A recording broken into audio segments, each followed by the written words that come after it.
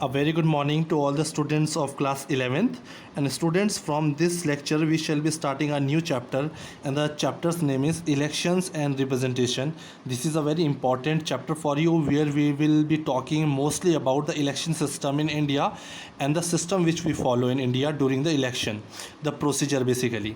Okay, and before this we had finished chapter number 1 and chapter number 2 of your NCERT book, which is merged together according to the new syllabus, and this as a third chapter in your NCERT book, but we will be calling it as chapter number 2 according to the new revised syllabus. So this is chapter number 2 according to the new revised syllabus, elections and representation.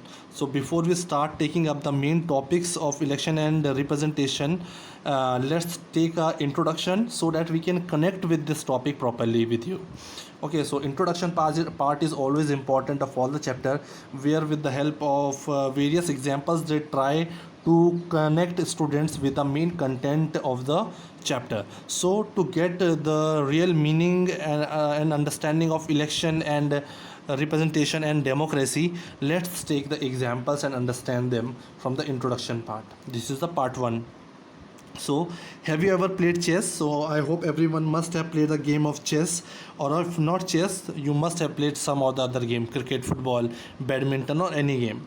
What would happen if the black knight suddenly starts moving straight rather than 2.5 square? So they are taking the example of chess here, where you have to imagine that what would happen if black knight is a horse, which we call horse normally in the common language. When we play chess, you call horse.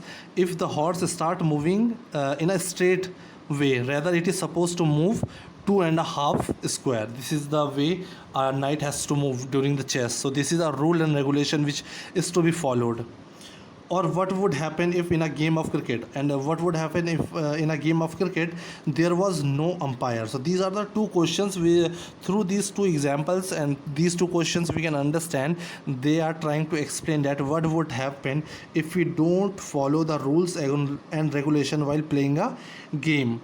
Or what would happen, okay, in any sport. Suppose in any sport we need to follow certain rules. Whatever we are playing, we need certain rules to play that game or to successfully play that game. If we change the rules and outcomes of the game, if we change any rules, automatically the outcome of the game would also be very different. Suppose, as if we have taken the example here, like a horse has to move 2.5 square turn. If it starts moving in a straight way, there will be a complete different result while playing a chess. If there is no umpire in the ground, and if the batsman starts batting behind the wickets and not following the proper rules of the cricket, it means the results are going to be different and the game is not going to be a successful game. Okay. Similarly, a game needs an impartial umpire whose decision is accepted by the all player. So whatever sports you are playing, there need to be a umpire who is impartial, who is not supporting a single team. He is impartial while making his decisions, and that umpire should be accepted to all the players of both the teams. If you are talking about the outdoor games mostly, the rules and the umpire have to be agreed upon before being. So everyone has to agree upon all the rules and the umpire of the game. Like if we are playing cricket, so everyone should agree upon the basic rules of the cricket. Everyone should agree that okay, he will be the umpire and his the last decision will be accepted by everyone. After that only we can play a game. What is true for a game is also true for election. So whatever is true for the game, we are discussing here that there need to be some basic rules, and those basic rules are to be accepted and agreed upon by everyone if you want to have a successful game. In the same way, it is also true for elections. So whatever examples we were studying here, we were studying so that we can understand the relevance and significance of the elections, because in elections also we need to have certain rules and provisions in place which should be accepted by each and everyone. Okay, agreed means already these provisions are written down in the constitution, which are to be followed, and according to those rules and regulations only elections are conducted in the countries, or basically we are talking about our own country. So here also there are different rules or systems of conducting election. So in India we think just there is a one system that we go and we vote, and our the person who's getting the maximum vote, he's elected. But this is not the case. There are many system of conducting elections around the world and also in India. The outcome of the election depends on the rules. So whatever will be the outcome of the election, who will win, who will be at second number, who will be elected or not elected, that all depends on the rules and regulations which are adopted by a particular country or particular area. So whatever rules and are adopted in a particular country, automatically the outcome of the elections will change accordingly. And this point you will be able to understand. We will be studying election system in India, okay, and other system also we will try to understand. Then you will understand the meaning of this line, that how come the outcome of election change with the change in the rules. We need some machinery to conduct the elections in an impartial manner. So we need some organization. Like in India we have election commission, a independent body, so that we can have a impartial elections, or elections can be held in an impartial way. Since these two decisions need to be taken before the game of electoral politics can begin, this cannot be left to any government. So talking of the conducting of elections cannot be left to the government. That is why a separate independent body is being created through the constitution, that is election commissions, and all the provisions are also mentioned in the constitution, and according to those provisions only elections are conducted in India. So it is not dependent on government is not involved in the elections.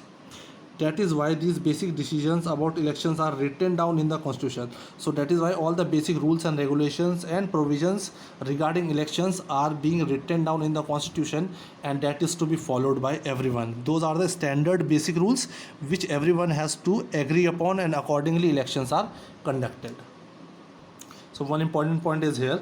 So in this chapter we shall study the constitutional provisions. So in chapter we will be try to understand the various election systems and election system in India, along with constitutional provisions regarding elections and representation. So what are the provisions which are written down in the constitution which we have to follow, so that there can be a conduction of elections in an impartial manner by this independent body which is election commission.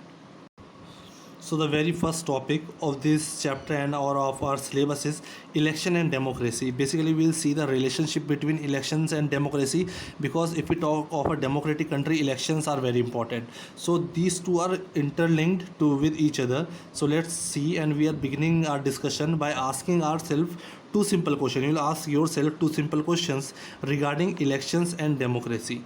So what are those questions? Can we have democracy without holding elections?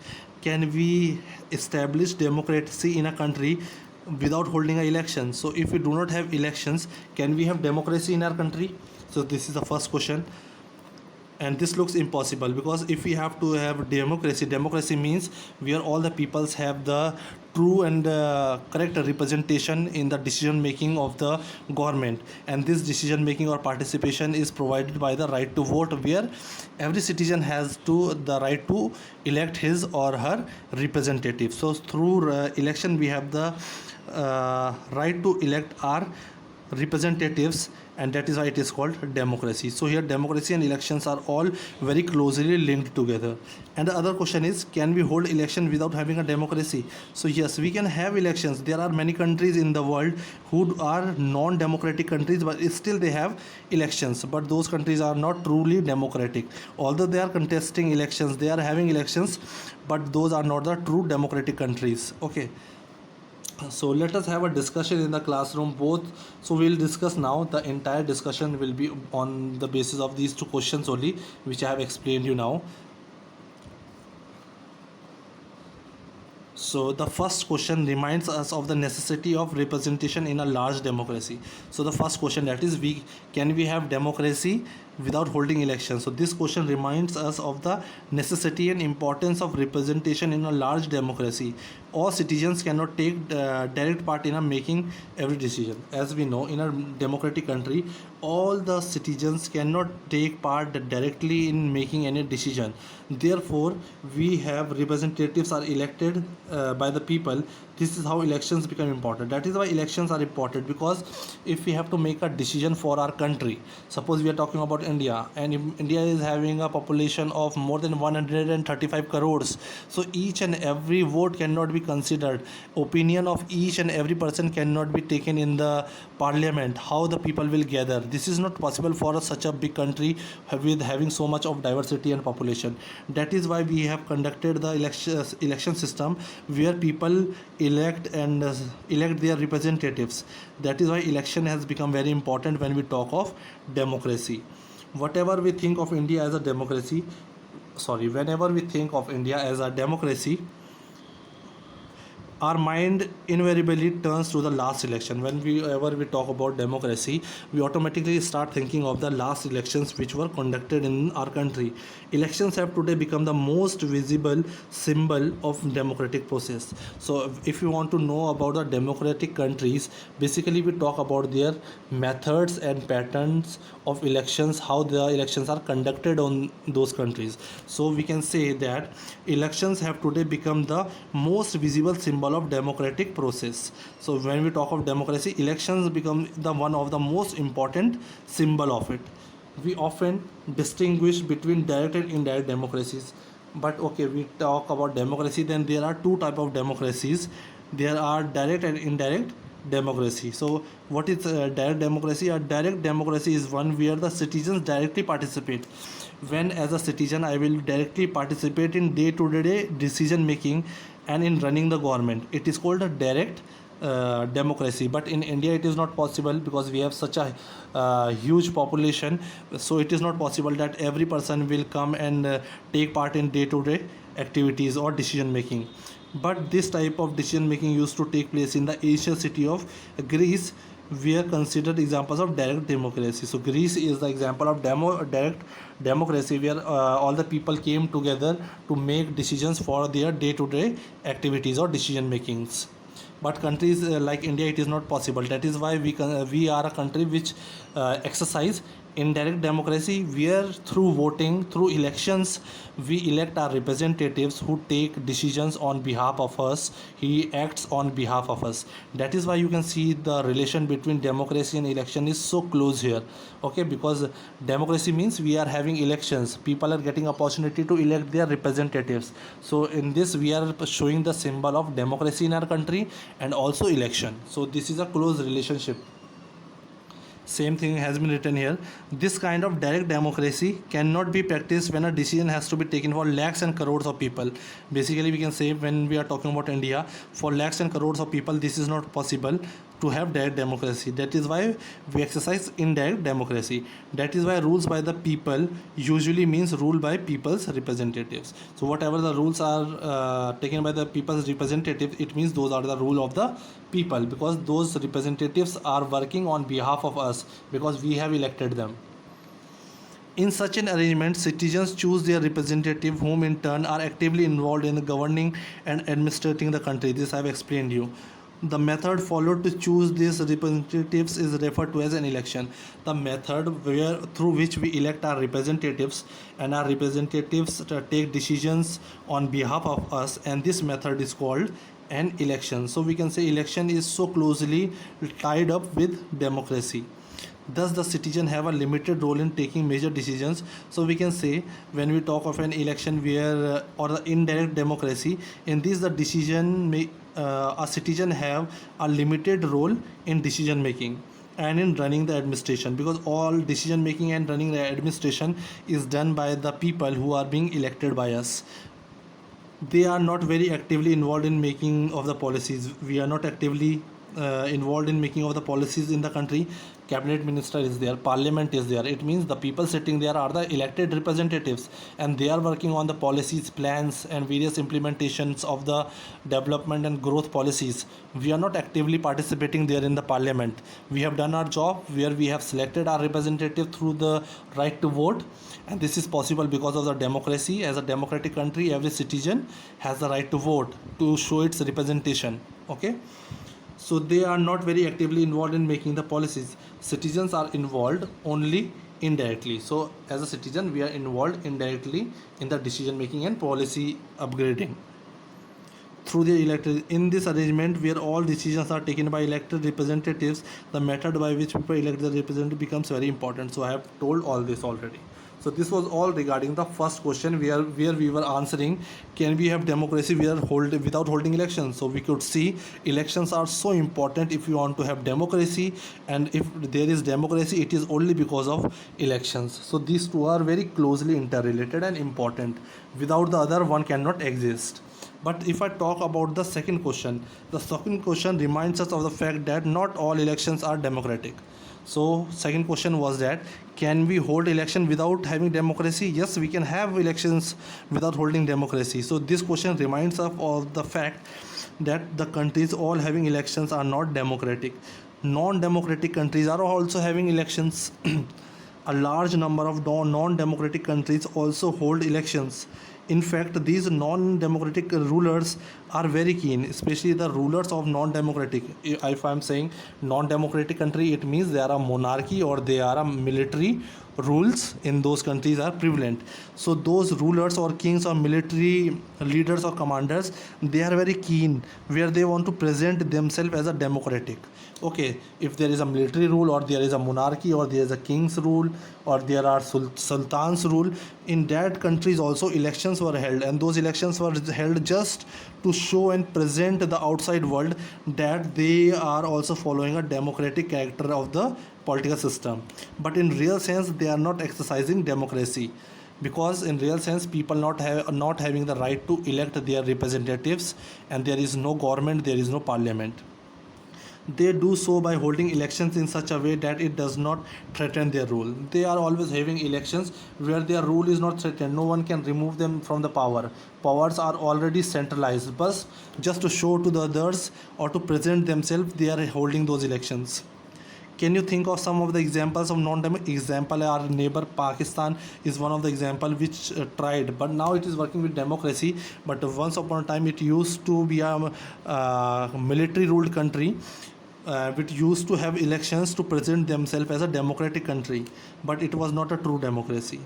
What do you think about distinguish a democratic form from our non-democratic elections? So they are asking, what do you think would distinguish, how can we differentiate between a democratic form and a non-democratic elections?